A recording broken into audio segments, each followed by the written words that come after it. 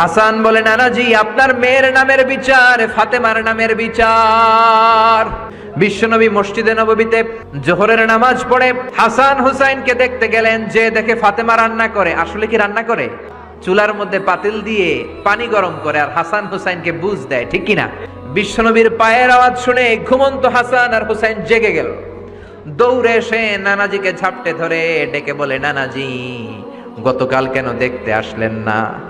আজকে দুপুর হয়ে গেল, বিকেল হয়ে যাচ্ছে, এখন বুঝি আপনি দেখতে আসার সময় হলো? বিশ্বনবী বললেন, হাসান হুসাইন এই তো এইমাত্র জোহরের নামাজ পড়ে আসলাম, তোমাদের খোঁজ খবর নিতে এসেছি।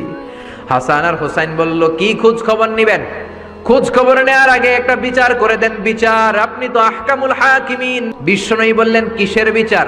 হাসান বলে, নানাজি আপনার মেয়ের নামের বিচার। বিশ্বনবী বললেন, ও হাসান, আমার মেয়ে ফাতেমার আবার কি বিচার? কি অপরাধ আমার ফাতেমার?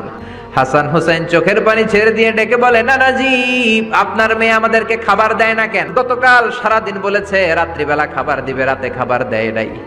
আমাদেরকে বলেছে তোমরা ঘুমিয়ে যাও, আমি রান্না করি, সকালে দিব। ঘুমায় গেলাম, সকালবেলায় খাবার চাইলাম, আপনার মেয়ে ফাতেমা তখন আমাদেরকে খাবার দেয় না। দাদা, আমরা ছোট্ট দুইটা মানুষ ক্ষুধার জ্বালায় বেহুশ হয়ে যাই, আর সহ্য করতে পারি না, আপনার মেয়ে খাবার দেয় না।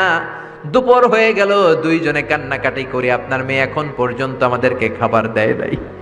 আমরা দুজন তো আর সহ্য করতে পারি না, কেন আপনার মেয়ে আমাদের সাথে এমন করে? আপনার কাছে বিচারে দিলাম, আপনি বিচার করেন।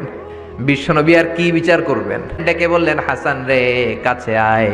বিশ্বনবী শাম দেশের জুব্বা পড়তেন, শাম দেশের জুব্বাটা উপরের দিকে উঠালেন, হাসান রে দেখালেন, এই তো দেখ তোর নানার পেটের মধ্যে 3টা পাথর বাঁধা।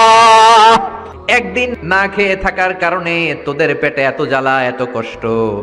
আমি বিশ্বনবীর পেটে গত 3 দিন যাবত কোনো দানা পানি পড়ে নাই।